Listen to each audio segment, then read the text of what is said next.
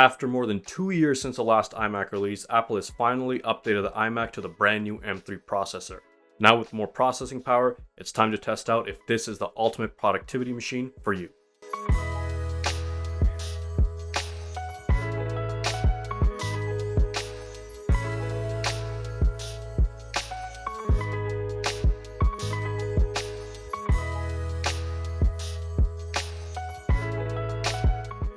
Hi guys, my name is Manuel and welcome back to the channel, and today we'll be doing an in-depth review of the iMac M3. We'll be going over the specs, the performance, and determining if this is the right machine for you, whether you should upgrade or whether you should pass.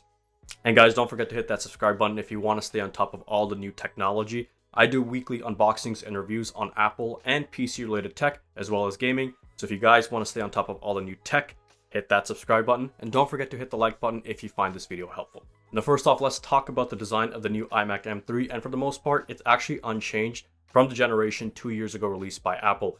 The iMac M1 and the M3 are pretty much identical if you put them side by side.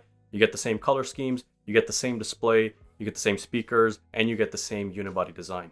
Now that's not necessarily a bad thing because you still get the color options, and I ended up picking up the green version, but you do get the option of picking 7 total colors altogether. And in my opinion, if I could change the color out, I would probably go with red, something very vibrant and different from a typical standalone desktop machine that you would have at home. But overall, I like the idea that Apple has kept with the customizability. And honestly, I think it's a good step forward as long as they continue to give the consumers this option. Now, the other good news is the iMac still weighs less than 10 pounds. So if you are someone who likes to change up your work setting in your office or your home, and you like to move your laptop around or even your desktop around, you can do that with the iMac very easily, super easy to transport. Now the display on the iMac is probably its shining light. It is a 24-inch 4.5K display with very, very crisp colors and over 500 nits of brightness. So that means if you're working in bright conditions or if you have your iMac set directly next to a window and you have lots of sunlight, there will be no glare. You can turn up the brightness and it's so easy to work with. And it's very easy to lower the brightness settings as well and keep that contrast. A lot of IPS displays, there is a limitation on the lower brightness settings, but with the iMac, it's absolutely pristine. Now the only downside is because this is the same display used in the M1 iMac lineup, you still only get 60 Hz. That being said, you get a 4.5K display, and 60 Hz for most displays that are available for consumers, it's actually pretty standard. So I'm not going to take points away from the iMac because of this decision. I think the display is still extremely, extremely great. And guys, here's a quick tip regarding the resolution. Out of the box when you set it up, the resolution is set at default at 2560 by 1600. That's only 2K. If you want a 4.5K display resolution, you're going to have to go into your display settings and change the resolution manually. Now, in terms of the adjustability of the iMac, you only get a vertical tilt, so you can tilt your screen up and down. However, you can't raise it vertically and there's no horizontal rotation, which is not a bad thing because the iMac only weighs 10 pounds. It's very easy to rotate and set the orientation as you like. But if you do want to raise it, you're either going to have to get a raising desk, you're going to have to change your chair settings, or you're going to have to prop something up under the iMac. Now, as for the webcam, you get the same 1080p webcam that you got on the M1 iMac. I personally think this webcam is phenomenal. You don't get a 4K resolution, but you get a very crisp and wide angle 1080p. The color is amazing. There's no grain, and even in low light conditions, the ISO doesn't make the video too grainy. I think the webcam is very good for this iMac. Now the iMac comes with a 6-speaker layout. It's actually located at the bottom of the bezel, and it spans from end to end, and the placement is actually very strategic by Apple because the sound will bounce off any surface that the iMac is sitting on. It's loud, and the trebles are crisp, and the bass packs a punch. So whether you're at low or high volume settings, it's not going to sound distorted, and it's actually quite good.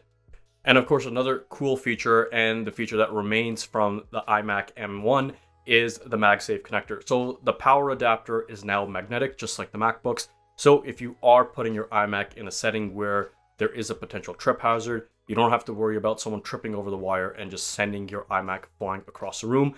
The wire would just come right out and you can put it back in, and it's actually quite secure and connects very firmly. Another great addition by Apple, but once again, unchanged from the previous generation. Now, in terms of buttons and ports, it's very simple. There's actually no button layout on the front of the iMac. You have a power button on the rear, and you get 4 USB ports. depending on the configuration you choose. Mine has 2 USB 3 ports and 2 USB 4 ports for high-speed data transfer. And of course, Apple has not ditched the 3.5mm headphone jack. So for those who are into high fidelity sound and don't want to lose any sound quality over Bluetooth, you have that option of connecting your headphones in. Another big win for Apple. Of course, we have to talk about the M3 processor. This is why Apple decided to release an updated version of the iMac. And the M3 was actually announced just this past month in October, and it comes in a lineup of 3 different processors. You have the M3, the M3 Pro, and the M3 Max. But the iMac, you only get the option of the standard M3 processor. Now, Apple is really changing the optics around Macs. Traditionally, Macs are referred to as productivity machines and things that you do for video editing, photo editing, general day-to-day tasks, but not gaming. Apple is actually honing in on the gaming environment and is partnering up with Sony to release exclusive games essentially for what PlayStation has and for Macs. And it's taking use of the new M processor lineup. Now, the new M processors have a smaller die, meaning it's more efficient and more powerful, and the single clock speeds on the M3 are actually faster than the M2, which is very great. But it's a big step for Apple, and it's taking a risk, in my opinion, by really putting all of its chips in its processor and making it a one-stop shop for both productivity and gaming. But I'm here for it, and a lot of people have been asking this from Apple for years, and it's a great step.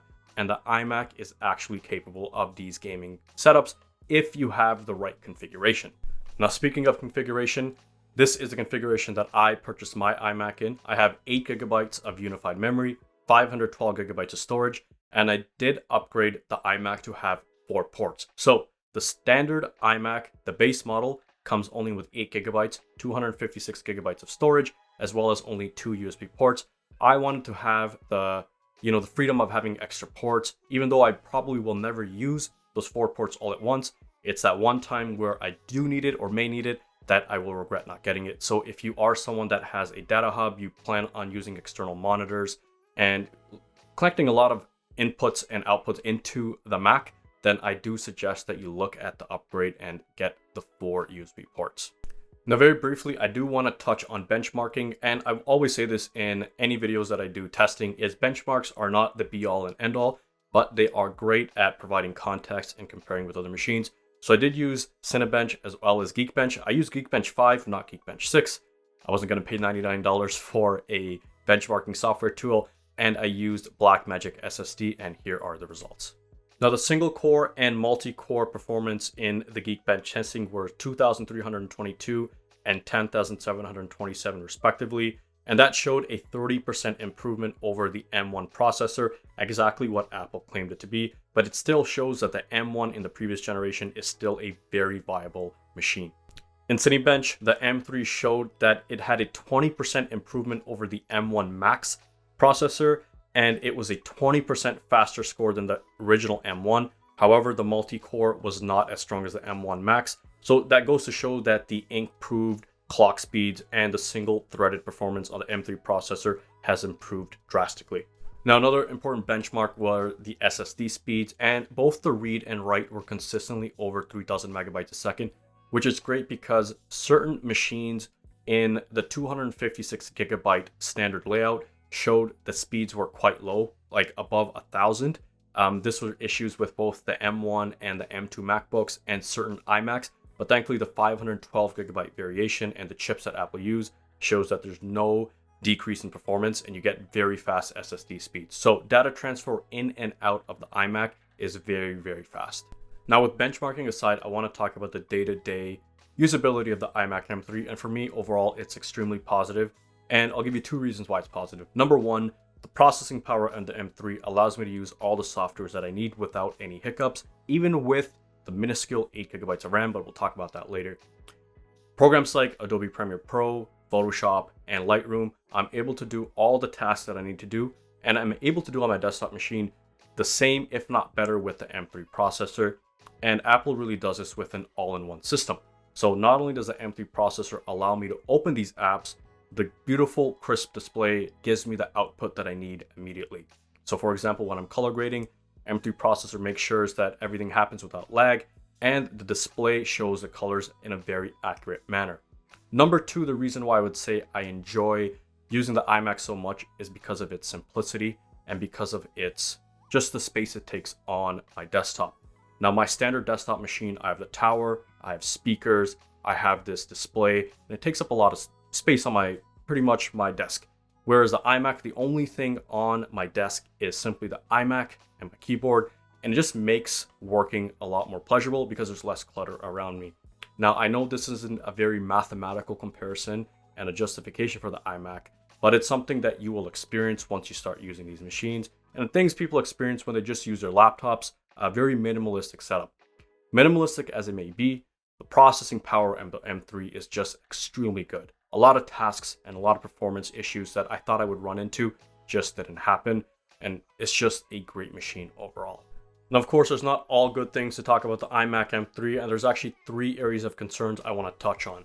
Firstly, it's the 8 GB of unified memory, and I feel like 8 GB of RAM is just way too low in 2023, and why Apple doesn't have a minimum of 16 GB is beyond me.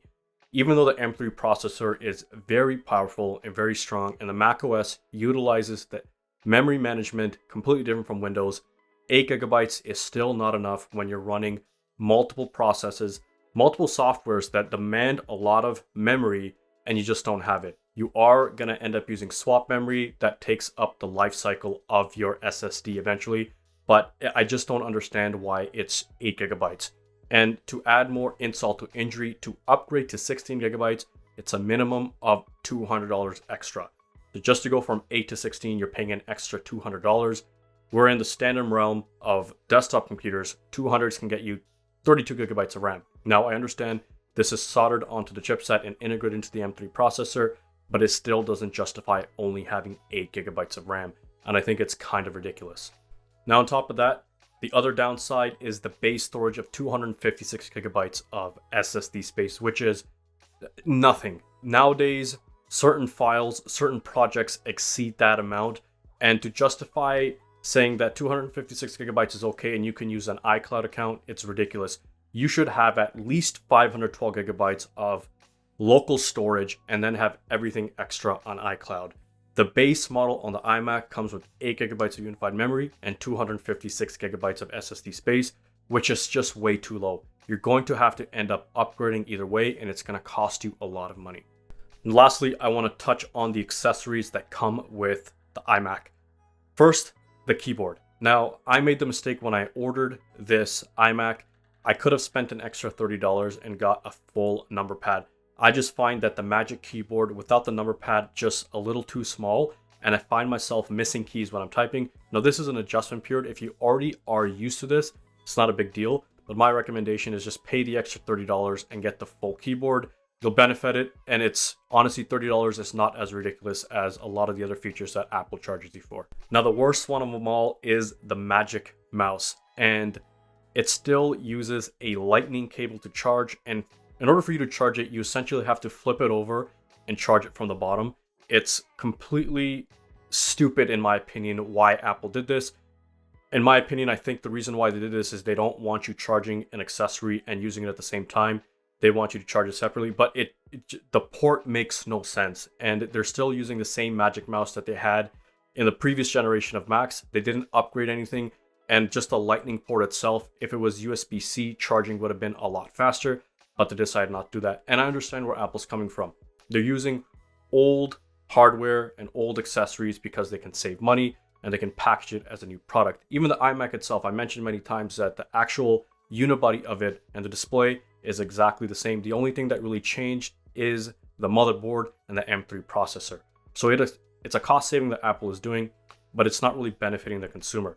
So there is a workaround to this. You can either get a trackpad or you can just get a USB mouse and use a standard Bluetooth mouse with a scroll wheel instead of the touchpad if you like to do that. But I think ergonomically and just the way that Apple designed this specific product is just so dumb and makes absolutely no sense. Now, of course, the biggest barrier to entry in purchasing any Apple product is essentially the price, and it's priced pretty high if I'm being honest. If you were to compare a Windows machine with a display, you're probably getting a pretty competitive advantage buying a desktop machine. But then again, this is a completely different product. This is an all-in-one PC, and Macs do all-in-one way better than Windows, so it's not really up for comparison. But I would say is that if you are going to buy this iMac, my recommended configuration would be having 512 gigabytes of storage minimum and having at least 16 gigabytes of unified memory just to future-proof this product. In my opinion, in a couple of years, 8 gigabytes is just not going to be enough, especially with video editors that will eventually be working with 8K video, which 8K might be the norm in a couple of years. 8 gigabytes might struggle, but that's a very specific example I'm giving you. But my recommendation, once again, to future-proof everything is 16 gigabytes of unified memory. Now, the main question is, should you buy it? And I'm going to say is that if you already have an iMac with the M1 processor, you absolutely should not. Like I said, with the benchmarking, you're getting around 20 to 30% improvement on processing speeds, but that's about it. For you to pay an entire price of a new system to get that incremental upgrade, it's just not worth it. Even if you have a powerful Windows machine or a very recent MacBook with an M2 processor or the brand new M3, there's no reason for you to be even considering buying the iMac. You could very easily just dock your MacBook and use it as a desktop with an external display. Now, if you have an iMac from the Intel era and you're planning on upgrading your machine, then this is the perfect opportunity. Or if you have an older Windows machine and you want to dabble in the Apple ecosystem and you want to make a jump over to Mac OS, then this is a solid home and office device for you. Now, those are my 2 cents. That's how I feel about the iMac. I hope you guys enjoyed the video. If you do, hit the like button and don't forget to subscribe to the channel. So let me know what you guys think about the iMac. Will you be buying it? What color will you be purchasing it? And what's going to be your configuration? Put it in the comments below. But until next time, I'll see you guys later. Peace.